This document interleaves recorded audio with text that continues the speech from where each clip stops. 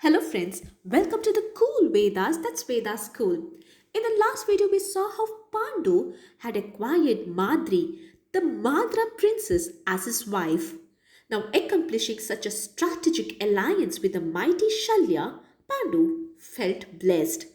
Now this story, what I'm going to narrate, has been told in Sambhava Parva in Adi Parva. So we are going to see further what happens in Pandu's life.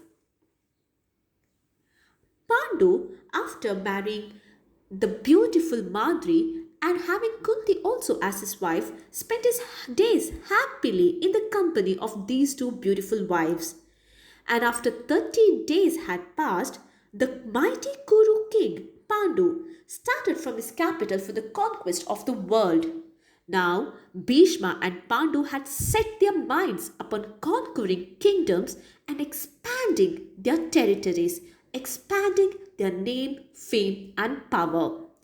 Now, first, Pandu saluted and bowed to Bhishma and the other elders of the Kuru race, and with adieus to Dhritarashtra and others of the family, and obtaining their leave, he set out on his grand campaign, accompanied by a large force of elephants, horses, chariots, and he was well pleased with the blessings uttered by all the people around him, and also with the auspicious rites performed by his citizens for his success, for the success of his conquest.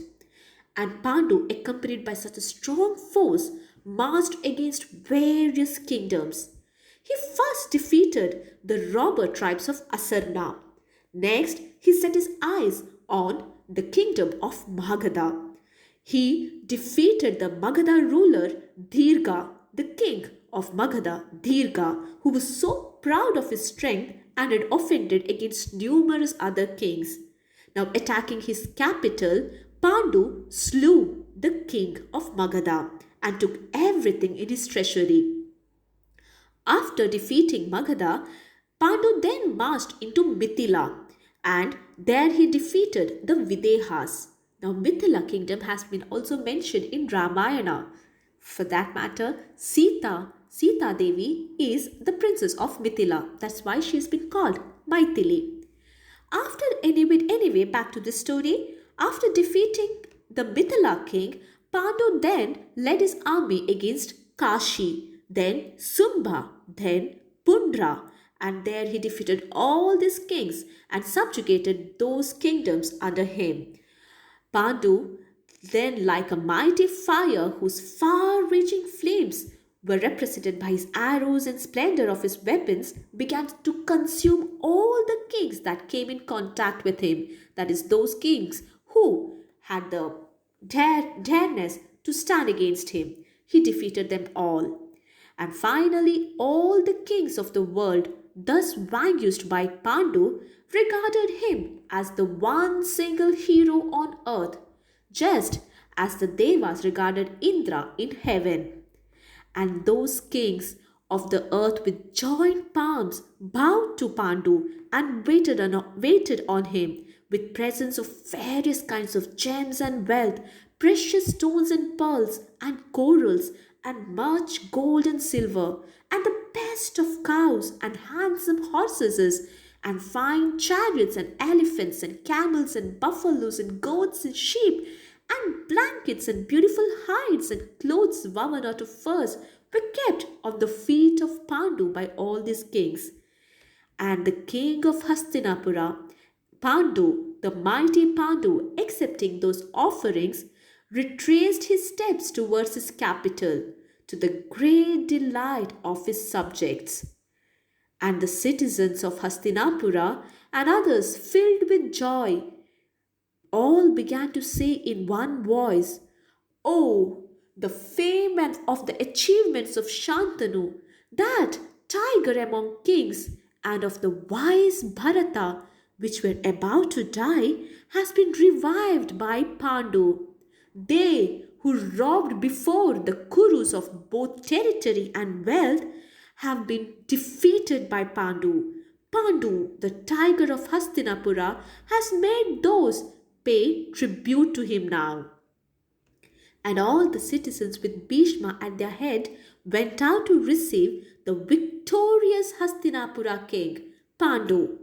They had not proceeded far when they saw the attendants of the king laden with much wealth, and the train of this wealth went far, far, far, far off that they could not see the end of it. That much of wealth was won by Pandu. Then Pandu, beholding Bhishma, who was like a father to him, worshipped Bhishma's feet and saluted the citizens and others as each deserved. And Bhishma too, embracing Pandu as his son who had returned victorious, wept tears of joy. Pandu then, at the command of his elder brother Dhritarashtra, offered the wealth he had acquired to Bhishma and also to their grandmother Satyavati and also to their both mothers. And he sent portion of his wealth to Vidura too, his younger brother. Then Satyavati and Bhishma and the Koshala princesses were all gratified with the presents Pandu made. And Ambhalika in particular was very glad. She felt hugging her son just as the Queen of Heaven felt embracing Jayanta. And with the wealth acquired by that hero, Pandu, the elder brother of Pandu, Dhritarashtra, performed 5 great sacrifices that were equal unto 100 great Ashwamedha Yagas. And after a while of all these achievements, Pandu felt like taking a vacation. So he left to the woods, accompanied by his 2 wives. Leaving his excellent palace with his luxurious bed, he became a permanent inhabitant of the woods, devoting all his time in hunting. And he was staying in the southern slopes of Himavat mountains where the place was overgrown with huge shala trees. He roamed about there in perfect freedom.